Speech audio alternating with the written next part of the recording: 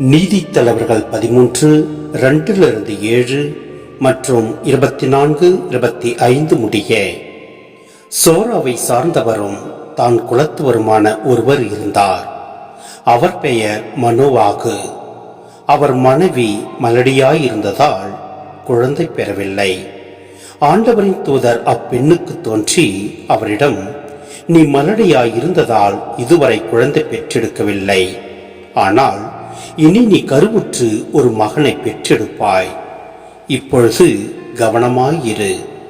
திராட்சை ரசமோ மதுபானமோ அருந்தாதே. தீட்டான எதையும் உண்ணாதே.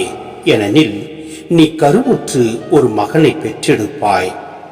சவரக்கத்தி அவன் தலைமீது படக்கூடாது. ஏனெனில் பையன் பிறப்பிலிருந்தே கடவுளுக்கென நாசிராக இருப்பான். அவன் இஸ்ரேல் மக்களை பெலிஸ்தியரின் கையிலிருந்து விடுவிக்க தொடங்குவான் என்றார். அப்பெண் தன் கணவரிடம் வந்து கூறியது, கடவுளின் மனிதர் என்னிடம் வந்தார். அவரது தோற்றம் கடவுளின் தூதரின் தோற்றம் போல் பெரிதும் அச்சத்துக்குரியதாக இருந்தது. அவர் எங்கிருந்து வந்தவர் என்று நான் அவரை கேட்கவில்லை.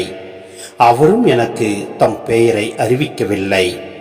அவர் என்னிடம், இதோ நீ கருவுற்று ஒரு மகனை பெற்றெடுப்பாய். ஆகவே நீ திராட்சை ரசமோ மதுபானமோ அருந்தாதே. தீட்டான எதையும் உண்ணாதே.